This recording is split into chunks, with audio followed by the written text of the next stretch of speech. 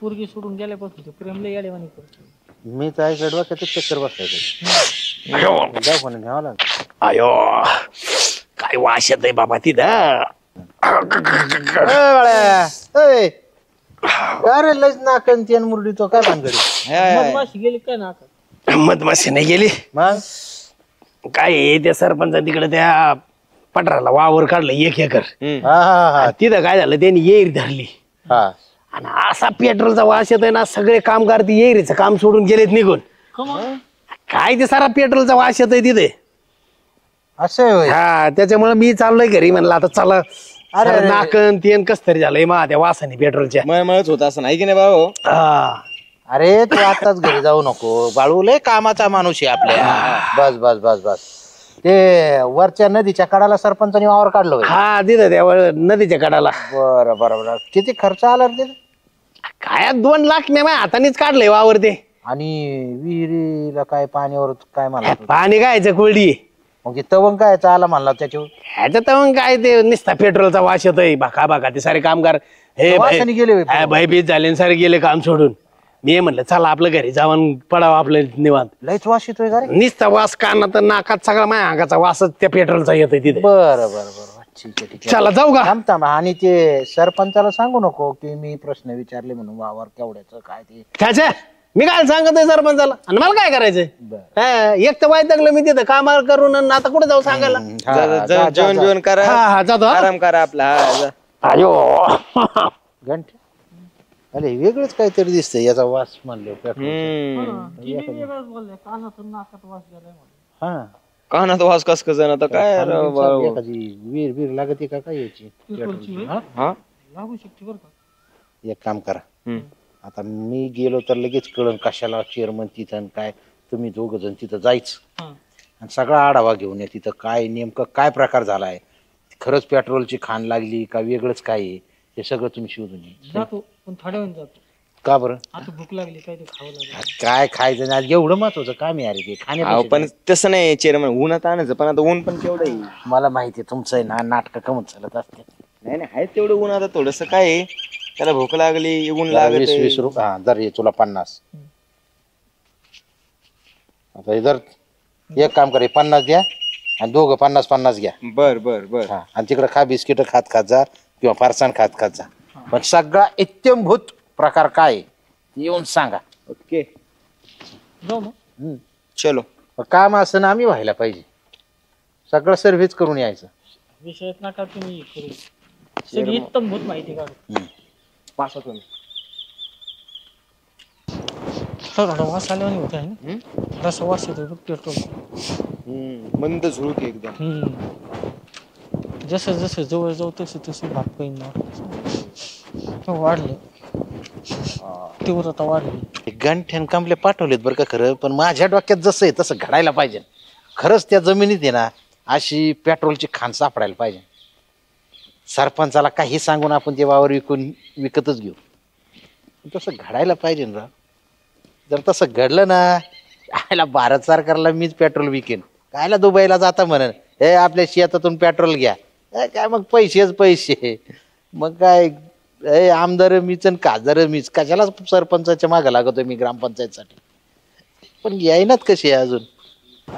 चांगलाच वास येतोय बरं का. मग तसं मग कामगार पळून गेले. अशी ह्यो सहन होत नाही ना. ह्यो सवय नसते आपल्याला.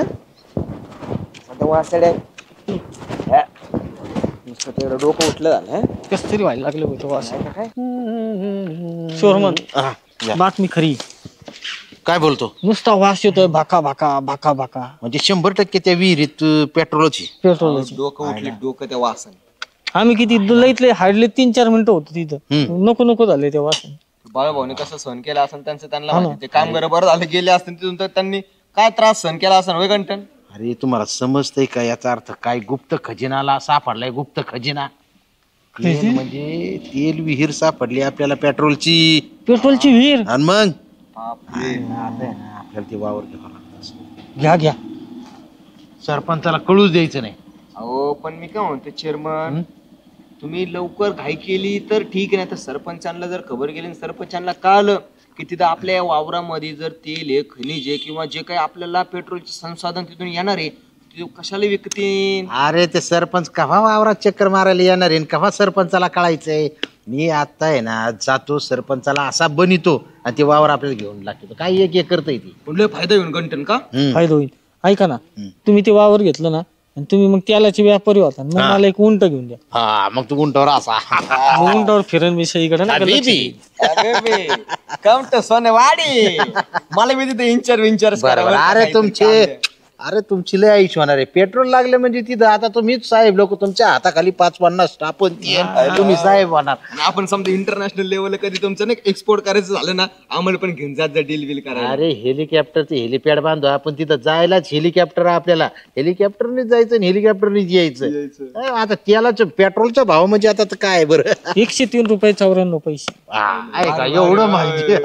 तुम्ही घाई करा जरा. आता सरपंचाला हे असं उल्लू बनितो मी आणि लगेच घेतो.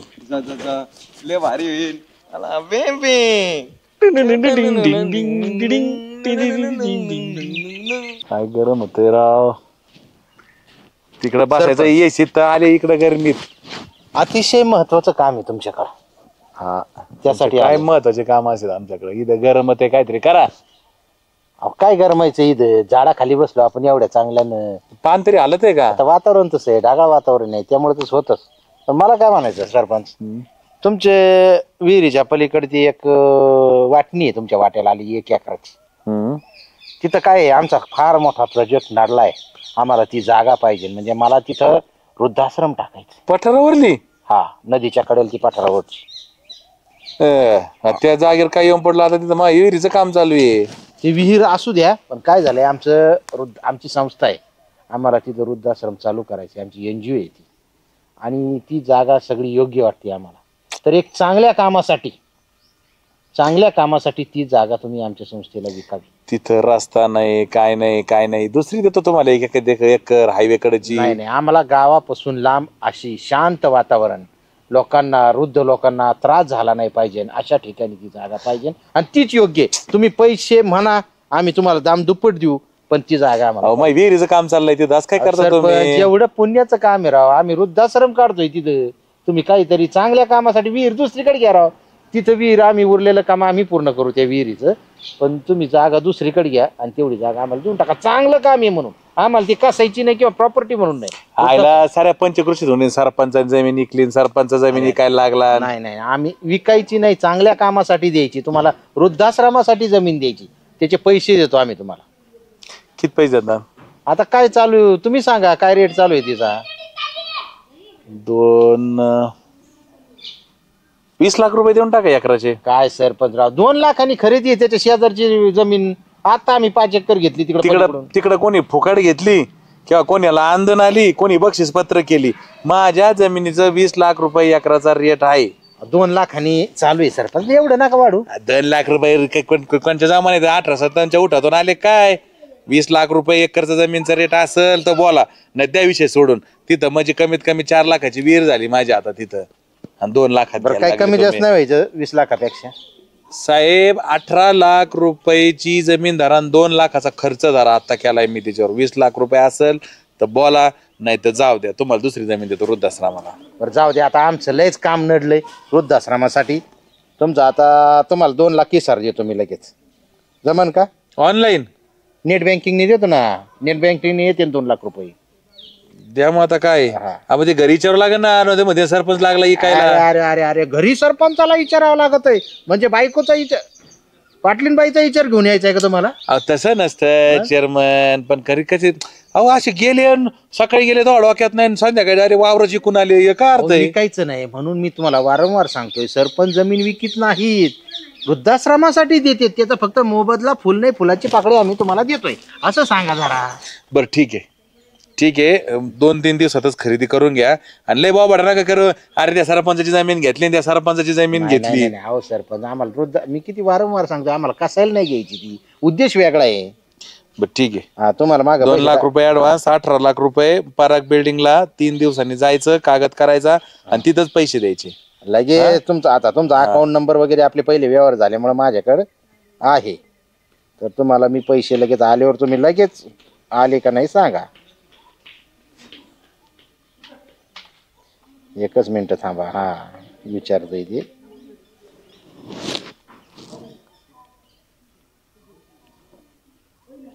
तुमच्या सर हा, आले राव आले. आले आले आले ना?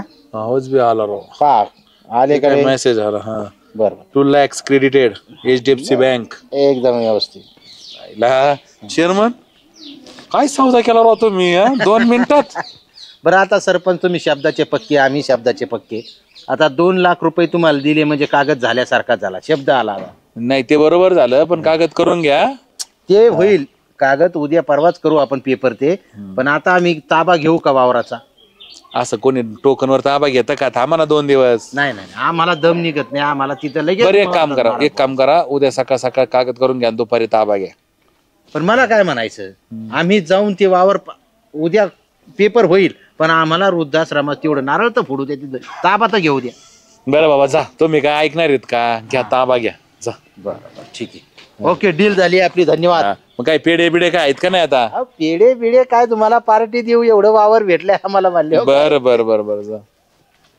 आयला चेअरमन एवढा कस काय बाप, एवढा हुशार गडी आणि खरपाड जमीन 20 लाखाला घेतली. काय माहित बा काय डोके ते. हबीबी मला तर ते शेख दुबईच्या शेख सारखा फिरली सोनं नाणं एकदम. हबीबी. लय खुश. अरे तुझ्या मालकाची जमीन घेतली, चल ती विहिरीचं काम चालू होतं तिथं, 1 एकर दे नाही का नदीच्या पलीकड. ती हा. पेट्रोलची विहीर लागली अरे तिथं ती. तिथं तू म्हणला ना तिथं सगळा पेट्रोलचा वास येतोय आणि ते सगळे पळून गेले. आमच्या 2 माणसाला पाठवलं होतं मी, ते म्हणले खरं खरं ते सगळ्या वावरात पेट्रोलचा वास येतोय. म्हणजे तिथं पेट्रोलची खाण सापडली, ते वावर मी घेतलंय. तू येडा आणि तू मालक येडा. काय पेट्रोलची खान सापडली? आणि मग आता आम्ही तिथं तेलाची विहीर खोदणार, म्हणजे पेट्रोलची विहीर, आणि त्याच्यातून आम्ही सगळं ते पेट्रोल भारत सरकारला विकणार. म्हणजे दुबईच्या शेख पेक्षा आम्ही श्रीमंत होणार. पैसाच पैसा. अहो चेअरमन तिथे खाणं नाही काहीच नाही. मग अहो ते JCB पाईप सटाकला, बरं. ते सारं डिझेल सांडलंय, त्या डिझेलचा वास तिथं येतोय. म्हणून मी नाकाला तोंडलं, एक मफलर लावून चाललो होतो, वास येतोय म्हणून. तुम्हाला वाटलं का तिथं पेट्रोलची खाण लागली? तुम्ही दोघांनी तर मला सांगितलं तिथं नाही का पेट्रोलची खाणे म्हणून. मग आम्ही जाऊन आलो किती भाका भक वास येत होता, असं सगळं दिसत होतं तिथं. मग त्या डिझेलचा पाईप तुटला ना त्या JCB म्हणून ते डिझेल झालंय सगळं, ते त्याचा वास येतोय सारा तिथं. अयो मी तर ती 2 लाखाची जमीन 20 लाखाला घेतली गांठ्या. किती? 20 लाख. ती जमीन? हा ना.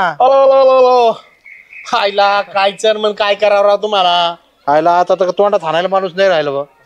आणि सारं तुम्ही मिळून- हे तुम्ही जाऊन सर्वे केला ना गांठ्या. अहो, मग तिथं खरंच वास येत होता ना. अरे पण नुसता वास येत होता, कशाचा वास येत होता हे तर बघायचं ना. सगळा मिळून 3 लाख रुपये खर्च झाला तिथं.